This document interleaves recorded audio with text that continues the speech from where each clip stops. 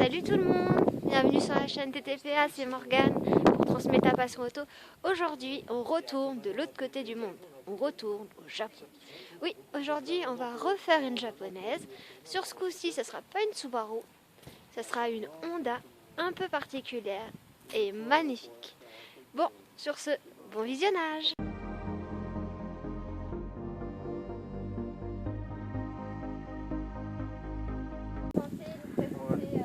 Moi c'est Alexandre, j'ai 24 ans et je suis heureux d'être propriétaire de cette Honda Civic Type R FK2 GT. Donc celle-là elle est de 2016. Donc là maintenant niveau statistique, d'après la fiche technique, j'ai pas encore fait les tests vraiment sur la route parce que ce n'est pas vraiment mes intentions. Sur un 2 litres 4 cylindres de 310 chevaux. Avec 400 Nm de couple, le tout sur traction bien sûr, avec un poids de 1 tonne 392. Ah, ça serait... la face avant, elle a des particularités, tu nous as dit. Déjà niveau performance, maintenant lors de sa sortie c'était la traction la plus puissante. Lors de sa sortie en 2016 et elle a prouvé ses performances sur le Nürburgring en battant la Mégane 3 RS Trophy R sur le contre-la-montre. Donc on sait tous que la Mégane 3 RS est réputée pour son châssis qui est vraiment incroyable. Et celle-là, elle a réussi à le battre, donc ça prouve bien la fiabilité et la performance que les japonaises ont. Donc là maintenant, on va passer maintenant sur plus en détail. Donc là maintenant, comme vous le voyez, il n'y a rien qui est laissé au hasard niveau aérodynamisme et niveau refroidissement du moteur. Donc là maintenant, rien qu'en regardant juste la face avant, donc nous avons des entrées d'air un peu partout au niveau des anti-brouillards. La calandre, ouais. Tout est vrai. Ouais, tout est vrai. Il n'y a rien de factice. Je l'ai contrôlé moi-même avant d'acheter. Des anti-brouillards sur la calandre aussi. Et sur la calandre supérieure au niveau du pogo aussi. Et la même chose qu'ils ont fait sur les nouvelles allemandes, c'est une entrée d'air juste en dessous du capot pour refroidir la partie supérieure du moteur. Et je pense que c'est efficace. Ouais, dynamisme et le refroidissement. Donc en faisant ça, il y a déjà le design et les performances qui sont là. Donc ils ont fait une pierre deux coups. D'accord. Et au niveau éclairage, t'es en quoi? En LED déjà ou pas? Ou En LED, peut-être pour le croisement. LED Et après pour le plein phare, c'est à l'ancienne. C'est à l'ancienne pour de l'halogène. Mais bon, après plein phare, sur celle-là, je roule pas souvent la nuit. Donc maintenant, disons que ça choque moins, quoi, on va dire. La signature lumineuse aussi, j'aime beaucoup. Parce qu'en fait, c'est une signature lumineuse, donc ça part du dessous, ça part en dessous du feu. Et ça suit tout en dessous, donc on le voit tout de suite. De base, on va dire, sur les véhicules japonais, ils le voient que c'est une Honda. De côté, l'arrière, c'est encore différent. D'accord. Je vois que au niveau du pare-choc, c'est super travaillé avec justement le surelle comme ça. Ouais, il y a beaucoup de détails. Sur les japonais, c'est vrai, c'est ça leur spécialité, c'est que le design, il n'y a que eux pour oser faire un design comme ça, qui tuning, machin, un peu tuning pour amateurs, on va dire. Là, c'est vraiment du tuning pour vraiment professionnels, quoi. On le voit, il n'y a que sur les japonaises où ça rend vraiment bien. Où tu dis c'est fait pour, ça a été créé pour ça. Et donc du coup, elle est sortie d'usine. Comme ça. Ouais. Là, niveau esthétique, il n'y a rien que j'ai modifié. J'ai rien changé, j'ai rien enlevé. Là j'ai que rajouté, mais ça reste vraiment très très soft. Fini, mais bon, là le design total, ça sera vraiment sur le très long terme. Parce que comme dit, je l'ai cherché fin août. Donc là maintenant, si on revient maintenant aux entrées d'air, donc il y en a aussi sur les ailes, pas notamment sur le pare-choc. Il y a aussi là, sur les ailes aussi. Donc là, ça c'est pas vraiment une entrée, c'est plus une sortie. C'est une sortie d'air. Donc l'air, elle rentre pas par là, parce que bon, le vent il rentre là. Le vent en fait il rentre là, il passe ici et il ressort vers l'extérieur. Et pareil pour les ailes. Pareil pour les ailes, parce que là où il y avait les anti-brouillards, les entrées d'air, eh bien, il y a une extraction d'air pour refroidir les disques. Et après l'air, elle repasse là, elle passe dans l'aile et elle ressort. Et ça me fait beaucoup penser, comme on disait tout à l'heure, bon, c'est pas du tout le même modèle ni la même marque, c'est les Ford Focus MK2. Ouais. C'est quasiment les mêmes. En fait là-bas, parce que maintenant sur les marques européennes et américaines, le tuning il est au Japon. Au Japon, c'est vraiment un truc professionnel. Il y a des gens, ils vivent de ça. Il y a des gens, ils créent des kits ils en vivent de ça. Ils en vivent de ça, ils créent pour tout, pour toutes les marques. La plupart des véhicules maintenant avec des designs spécifiques, la plupart sont apportés du Japon. Parce que là-bas, c'est vraiment une institution. C'est vraiment important là-bas parce que ça définit en fait ta façon d'être et ta personnalité, si tu veux, en gros. Ah ouais, c'est pas maintenant un véhicule de série où on se dit ah, je suis comme tout le monde là-bas. C'est vraiment là-bas, c'est vraiment un truc à part. C'est un monde à part. Et niveau freinage, parce que je vois que c'est des énormes disques comparés. Ouais, là, on est sur du 4 pistons sur ça. Faut freiner, faut quand même freiner ce qu'il y a dedans, quoi. Oui, c'est sûr. Et là, maintenant, oui, alors celle-là aussi, on est sur une boîte méca. Si vous en compris. Parce qu'on a beaucoup plus de plaisir sur une boîte méca à choix personnel qu'une boîte auto. Oui. Parce que quand on a une sportive, on se doit de contrôler totalement sa voiture. Que si jamais il y arrive quelque chose, on dit c'est de ma faute. Oui. Et non pas c'est la voiture. J'aime accuser son véhicule. Donc disque tu nous as dit que tu as fait une petite modif toute légère à l'arrière. Ouais, moi ce n'est que le début, mais c'est vraiment légère, on voit vraiment que là, ce sont des cales de roue de 25 mm qu'on peut voir juste ici. Donc là nous avons le disque d'origine et là c'est l'aluminium qui est forgé qui est juste ici. De cette cale c'est 25 mm donc 2 cm et demi. D'accord. Et j'ai pas voulu ils en proposaient plus fin et plus large, mais j'ai voulu faire en sorte que la roue arrive à fleur pour que ça rende déjà beaucoup plus large parce que le design il est beaucoup mieux je trouve par rapport à l'avant parce que l'avant quand on voit ça c'est d'origine il n'y a rien dessus et on peut voir la roue elle est beaucoup plus avancée par exemple, elle est beaucoup plus rentrée, c'est pas fini.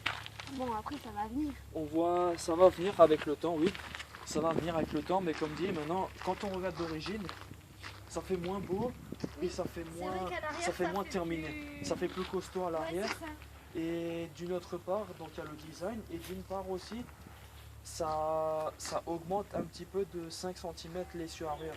L'essieu arrière en lui-même ne bouge pas en largeur. Non, mais ça élargit les roues, du coup on a une meilleure tenue de route si le faire à l'avant. Mais on m'a conseillé c'est mieux de commencer par l'arrière que l'avant parce que c'est l'arrière au final qui est tiré vert. J'ai prévu de les mettre à l'avant aussi. D'accord. Et des cales comme ça coûte combien? C'est pas donné parce que moi je les prends sur des pièces, moi je les achète chez un préparateur de rallye, mais Honda pour les rallyes. Ouais. Donc c'est des pièces qui sont forgées, certifiées d'origine et qui vont spécifiquement pour ces modèles-là. Ce n'est pas des pièces universelles. C'est pour Honda type R. Ouais, type R ou même de série. Mais là c'est déjà précisé ça sera pas ces cales-là alors. Ça sera des cales différentes. Maintenant sur ces cales-là, elles vont sur la FK2, donc ce modèle, et la FK8 est juste le modèle au-dessus. Meilleure tenue de route grâce à ces cales. Meilleure tenue de route, ça joue à pas grand-chose. Ça se joue à pas grand-chose sur la conduite, mais si on voudrait faire des essais maintenant au niveau statistique, tenue de route, ça serait meilleur. Uniquement sur les statistiques, parce que sur la route, maintenant vu que c'est seulement 5 cm, je dirais que maintenant sur la route, on ne sentirait pas beaucoup.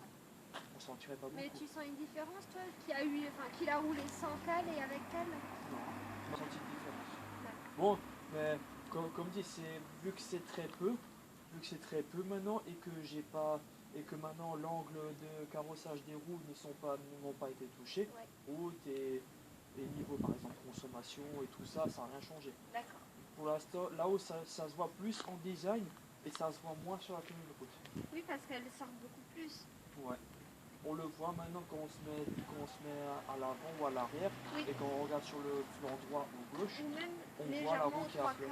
Parce que du coup, je l'ai mesuré avant. Ouais. J'ai mesuré parce que ils vendaient du 10 mm, du 15 mm, du 25 et du 40. Ouais. Tout de suite 40, mais 40 ça fait un peu trop. 40 c'est 4 cm. 4 cm par roue, par cale. Donc ça ressort tout de suite. J'ai pas voulu que ça choque beaucoup. Oui, je veux que ça reste discret, dès que quand on voit une différence, ça n'a rien à voir.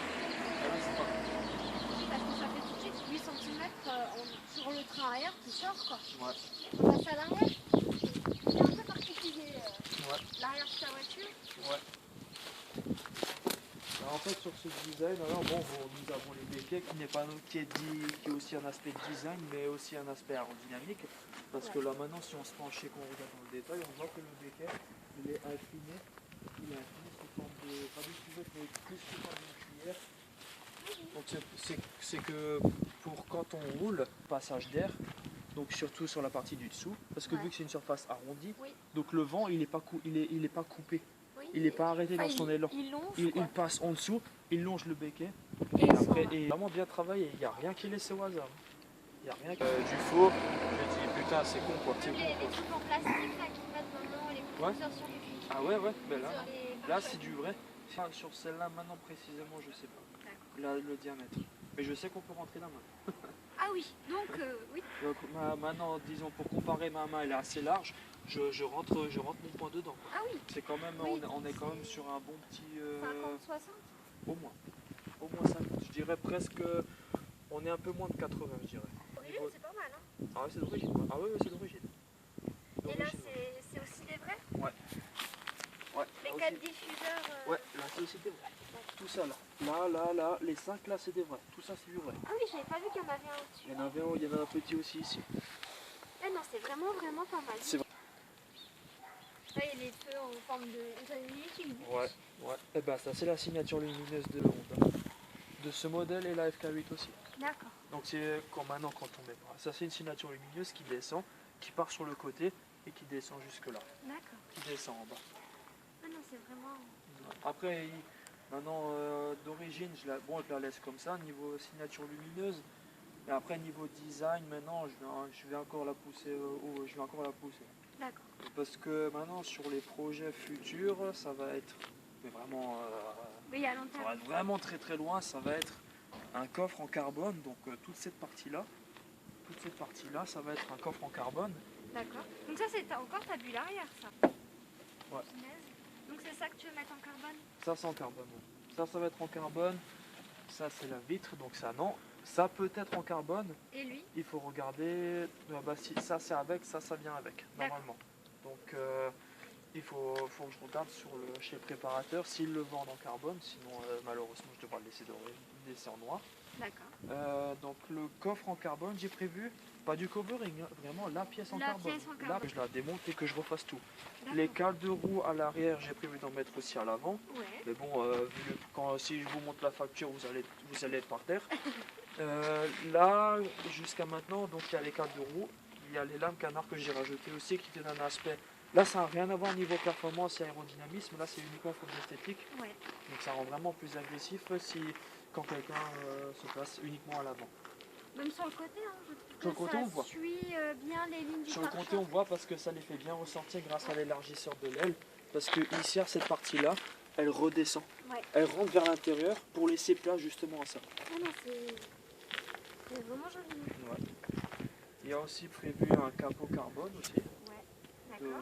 Du véritable, du Comme véritable à l'arrière. carbone comme à l'arrière. Le passage d'air va être encore travaillé parce qu'il y aura deux sorties d'air incrustées dans le capot D'accord. qui sera fabriqué comme ça. Ok. Donc là, parce que là d'origine il est bombé et fermé. Oui. Et là sur le carbone il y aura deux sorties d'air de chaque. Après je compte pas faire plus parce qu'après bon trop après ça devient moche. Bah après elle a déjà un dessin. Donc maintenant il reste juste deux trois trucs pour la personnaliser, pour dire que c'est à moi. Pour dire que celle-là c'est la mienne, il n'y en a pas deux comme moi. Et si quelqu'un souhaite s'acheter une Type R comme la tienne, ça vaut combien en ce moment? Là elle va encore proche du prix pour neuf.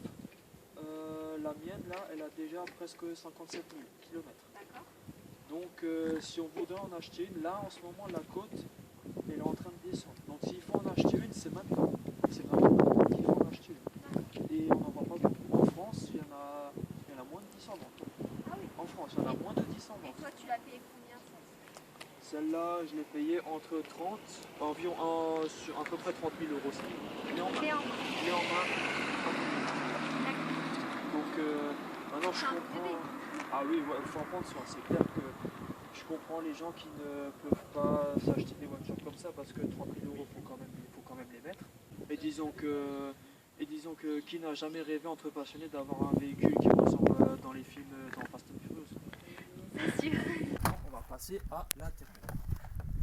Donc là maintenant, je te laisse t'approcher pour filmer. Hein.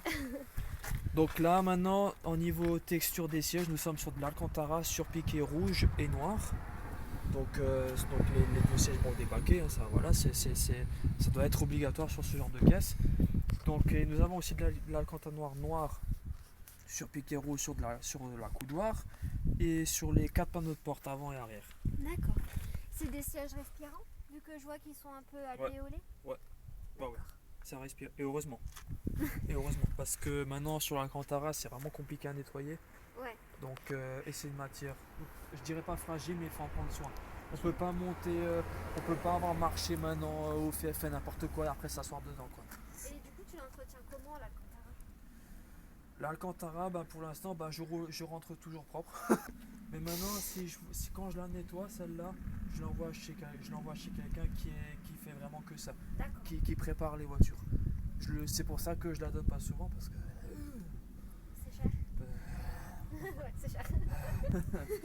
Parce que parce que maintenant quand on achète comme dit ce véhicule de sportif, il faut pas juste prendre en compte l'achat. Il faut aussi prendre en compte l'entretien et chez quelqu'un qui fait les traitements céramiques par exemple pour les jantes. Tu prends le Kangoo? Je prends le Kangoo parce que je m'en fous. Parce que le Kangoo je m'en fous. Pour souffrir non, mais ça demande une intention un peu moins particulière quoi. Donc, le tentage des vitres est d'origine aussi. Ouais, d'origine, ouais. Ouais, c'est d'origine. À l'arrière. À l'arrière uniquement parce qu'à l'avant, bon, voilà. Elles sont un peu fumées quand même, non? Maintenant, si on compare à notre véhicule, pas vraiment. Là, c'est le soleil qui nous baise les yeux. Donc là, maintenant, sur celle-là, nous sommes sur une boîte méca à un rapport court, mais vraiment très court. Donc, boîte 6. Donc maintenant, si je laisse, maintenant tu peux t'installer et essayer de passer une vitesse. Tu peux, hein, oui, tu peux. Maintenant, c'est pour souvent faire ça à des gens qui ont aussi des sportifs pour qu'ils comparent vraiment que la conduite de celle-là, c'est vraiment incroyable. Donc le rapport est vraiment très très court. Hein. Donc maintenant, si tu vois maintenant la colonne, si tu vois toute la colonne centrale. Le lever de vitesse, il est vraiment très très court. Ouais. Donc maintenant, lors du pass, parce que là, c'est pas un tube en aluminium qui descend jusqu'en bas. Vraiment, la boîte de vitesse, le bord, elle s'arrête là. Putain, et ah oui, mais c'est parce que je suis grand. Donc là, j'ai baissé le siège évidemment. Ouais, je m'en doute bien. Là, j'ai baissé le siège et celle-là, parce que celle-là, quand on s'assoit dedans, c'est une cuvette. Oui. C'est une cuvette. Dites-vous, il y a ma grand-mère qui s'est assise dedans. Elle s'est assise dedans, elle s'est laissée tomber dedans. Depuis, elle s'assoit à l'arrière. J'ai vu quand j'étais assis au volant. T'as pas cliqué? C'est un bouton, c'est ça? Start and stop. Ok. Start and stop, ouais. On peut voir ce bouton rouge qui est là. Et si tu regardes à gauche des 3 compteurs, il y a le bouton magique. Oui, le R+. Ah oui, il y a le bouton magique, ouais. Quand on appuie dessus, nous avons les amortisseurs qui sont plus durs de 30%. 30% plus durs. La direction moins assistée, donc le volant il est encore plus dur. Donc ça demande encore plus de contrôle à son véhicule. Et et après l'essence qui arrive plus vite dans le moteur quoi. Parce que l'avantage dans ce moteur là, chez Honda, c'est que là-dedans, il y a en général sur les sportifs vous avez deux cames différentes. Donc vous avez les cames souples. Donc c'est une voiture qui est un peu plus qui est relax quand on roule et vous avez les cames pointues. Qui est nerveuse quand on roule qui est nerveux. Et chez Honda c'est simple, il y a les deux. Qui a été étudiée pour si on voudrait la rouler tous les jours. Elle a été étudiée pour. Donc là c'est vraiment spécifique à ces moteurs là, ces moteurs VTEC, c'est pour ça qu'il est réputé, c'est que taille mais qui se verra uniquement quand on va rouler. Donc ça on le verra après. Ouais, pour un baquet, ouais, tout le monde me le dit. Ouais. Quand les gens sont assis dedans, pour un baquet, ils sont vraiment bien installés. Ouais, et c'est vrai qu'on est bien parce que c'est un bec précisément chez BMW où au niveau des côtes où c'est vraiment serré. Où tu dis t'as un trou dedans et je sors pas, peu importe ce qui se passe. Là on est ouais, quelqu'un qui est costaud maintenant au niveau en termes de largeur, il va pas être bien vraiment étudié pour j'ai envie de dire pour toutes les corpulences. Il n'est pas réglable en plus. C'est un siège fixe. Ce n'est pas réglable niveau sur les côtés.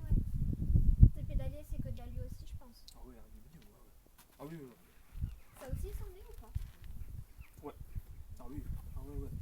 d'origine, je vous dis, tout est d'origine. Le même derrière? À l'arrière, c'est pas les mêmes sièges. Là, on est plus sur une poignée, genre un peu à la Q4. On s'en fout. Donc là, pareil, là, on n'est pas sur la Alcantara, là, c'est plus un tissu un peu plus soft. Ouais. Et maintenant, quand je mets des... Il y a une sacrée différence entre l'avant. Ouais, mais ils sont et concentrés l'arrière. sur l'avant. Parce que quand on est une sportive, bon, on est rarement assise dedans. Oui. On est plutôt volant. on est plutôt seul. Hein. Et après, sur un véhicule comme ça. Celle-là, maintenant, par exemple, on m'a aussi demandé pour un mariage. Pour celle-là. Donc celle-là, il y aura les mariés dedans. C'est prévu pour le mois d'août. Donc pour le mois d'août, c'est prévu que je finisse tout ce que j'ai énuméré au début. Ah oui. Donc le capot carbone, les cales, le machin, le coffre, la dump valve aussi. Donc t'as du travail. Ouais, j'ai du boulot. Mais j'ai de la chance parce que vu que moi je suis du métier, alors maintenant c'est pour ça que c'est une raison de plus pour que j'ai acheté celle-là. C'est parce que tout ce qui est maintenant entretien, réparation s'il y a quelque chose ou une modification, je peux le faire moi-même.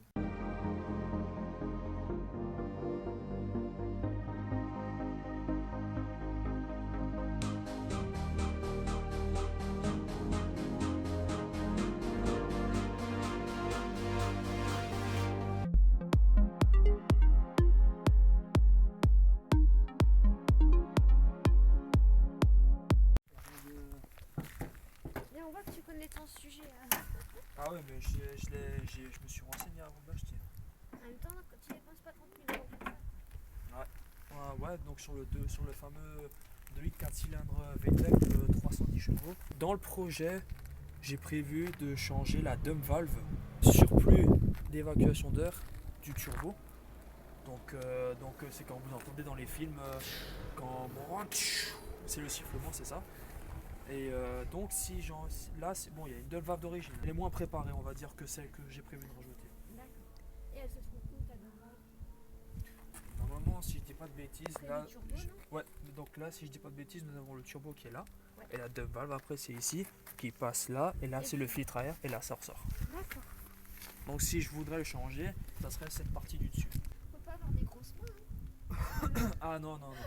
Quand C'est un mouchoir de poche. dire c'est presque normal que c'est designé comme ça, parce que d'une part, à l'avant nous avons tout ce qui est radiateur, Oui. ventilateur et tout ça, donc il faut refroidir par cylindre. Donc il faut quand même refroidir tout ça, d'où le fait qu'ils ont prévu d'où le fait qu'il y a des entrées d'air des deux côtés, en bas et en haut, plus le capot. Il est pas forgé le tien. Non, les blocs forgés, sur les japonaises, il y a la Supra. Ouais. La Supra avec leurs 2 JZ. Et il y a la GTR R34 aussi, qui est forgée. Il y a la RX7, mais ça c'est encore un moteur rotatif, donc ça c'est encore un moteur qui n'a rien à voir. Oui. C'est un gros bloc avec un rotor qui est blindé d'huile. Le dernier moteur rotatif qui est sorti encore, c'est la RX8. C'est la RX8 qui est sortie. Ils l'ont arrêté là, je crois. Ouais, mais de base, ce moteur, ce n'est pas au Japon qu'il a été inventé celui-là. C'est un Allemand qui l'avait créé, ce moteur. Ils l'ont pris par la suite et ils s'y sont accrochés pendant 10 ans. Pendant 10 ans, ils ont réussi. Et le rotatif le plus puissant qu'ils ont fait, c'est sur la RX7 parce qu'ils ont mis un biturbo encore dedans. Donc c'est un rotatif biturbo. Tourner? Ouais. Ouais, niveau bruit maintenant, c'est le défaut que je dirais sur cette voiture. On n'entend pas. Oui, on entend plus que ça quand même. Extrêmement, si vous voulez, bon voilà, je leur laisse 10 ce qu'ils veulent. Et moi maintenant, au niveau de 10, moi le son, ça me plaît bien. Le son, ça reste soft. Et maintenant, on n'a pas tout le monde qui regarde la fenêtre quand on part, quoi. Oui, c'est bien.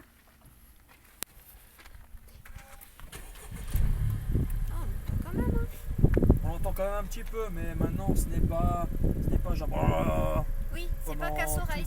Ouais, c'est pas casse-oreille, ouais, ça reste quand même un peu discret et ça reste quand même assez bon. Donc là maintenant, si on va à l'arrière, vous entendez un peu mieux. Donc on entend quand même quelque chose. On sent qu'il y a un truc. Mais il est beaucoup étouffé. Déjà le look, on sait qu'il y a Ah oui, ouais. roche. Ah oui, ouais, c'est clair. Ah oui, ouais. Ah ouais, norme décibels à respecter. Tu sais combien de décibels elle fait? Non, décibels non. précisément, non, j'ai pas fait le test. D'accord. On n'aurait pas tout fait comme ça. Oui. Parce que sur la ligne, nous avons quand même 4 silencieux. Donc c'est un silencieux, mais c'est un petit silencieux parcours. Et du coup, est-ce que les Jap, ça rouille ou pas? Toutes les voitures rouges. Non, celle-là, j'ai de la chance, il n'y a aucune trace de rouille, aucune. Je l'ai mis sur le pont. Ouais. Je l'ai mis sur le pont en colonne et j'ai regardé en dessous avec un mécano. C'était pour faire un Et contrôle. c'est un train entier ou c'est des demi-trains derrière? Train entier. Ils ont mis tout devant. Ouais, ils ont tout mis devant, tout devant. C'est tout devant et tout derrière. Mais au milieu, ça va. Ouais. Et les Honda comme ça ont existé 3 portes ou pas? Non. C'est que 5 portes. Non. Si ça retient pas avec un moi, je souderai la porte arrière là. Dans les 2,70 celle-là. 270 En VMAX. Ok. En VMAX. Hein, dites-vous, hier soir j'avais un Porsche Macan GTS au travail, elle faisait 2,40. Ah oui. Donc c'est pas mal. Oui, c'est clair. Donc c'est pas mal, c'est voilà. Ça va aussi mieux, ouais. Ok. Et niveau angle mort, t'en as beaucoup ou pas? Le mort, j'ai encore bien accès, mais après des fois il faut quand même prêter un peu plus attention à cause des vitres teintées. Oui. Donc par exemple là maintenant, dans ce creux là, c'est la lame en dessous que t'expliquais. c'est la lame en dessous qui est en dessous de la lame encore. D'accord. Heureusement. Oui. Mais avec tous les dodanes qui sortent maintenant comme des champignons, t'es pas emmerdé? Trop emmerdé? Non, celle-là ça va parce elle est basse, mais pas trop non plus. D'accord. Par exemple celle-là.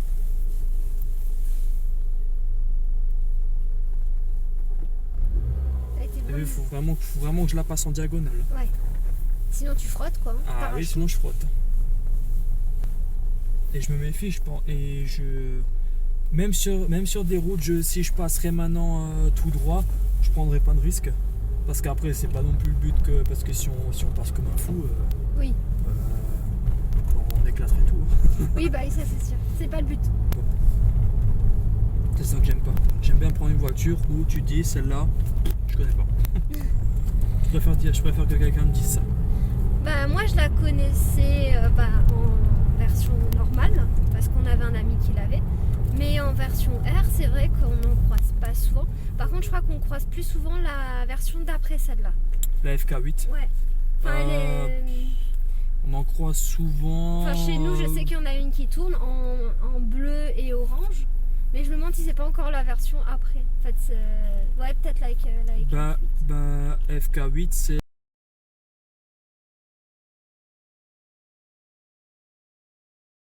le modèle juste au-dessus de la mienne. Ouais, donc ça doit être ça parce que c'est... Le design, il est encore plus beau. Moi, choix personnel, il est encore plus beau que celui-là. Il est encore plus beau que celle-là. Celle-là, plus large encore. Plus large, ouais, parce qu'ils ont plus, ils l'ont plus fait en mode une berline qui est longue. Oui, c'est ça. Et celle-là, elle est plus typée un peu citadine. Ouais. Elle est plus designée citadine. Et l'autre, la FK8, elle est plus designée grosse berline. Donc en grosse berline, c'est monstrueux. C'est magnifique. J'adore. Mais bon, maintenant, quand tu regardes ça, pour le prix, il est encore monstrueusement élevé. On a dépassé les 40 000 euros. Ah oui. Pour 10 chevaux de plus. C'est que 10 chevaux. Peut-être ça. Et pareil pour celle qui est sortie en 2023. Donc elle est déjà sortie. Ouais. Bonne ou c'est imitation? Imitation. Ah, c'est joli hein, quand même. Oui, il y a une finition. C'est quoi? Finition typée japonaise quand même. Oui.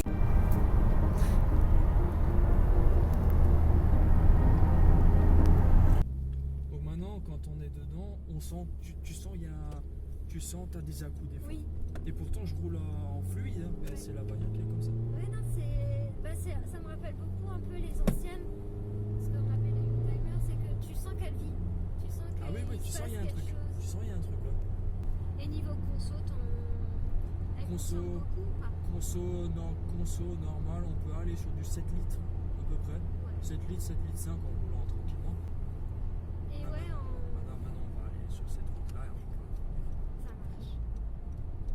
Et quand tu fais un peu bourrin, on va dire.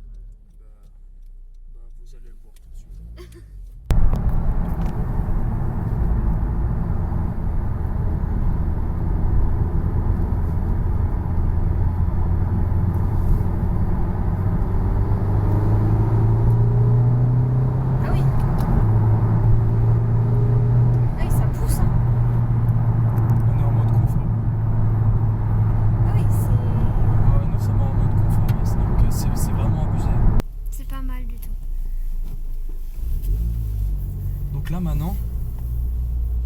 maintenant je vais activer le R. Donc là Et maintenant tout le tableau de bord est et en rouge. Et là vous avez par exemple la pression du turbo. Là vous avez le refroidissement, Toutes les indications. là vous avez la pression d'huile et à droite la température d'huile.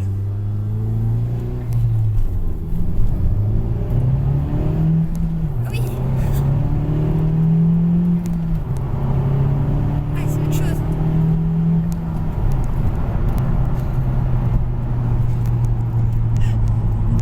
Voilà, c'est la fin. J'espère que ça vous a plu. Likez, kiffez, aimez, abonnez-vous. Salut!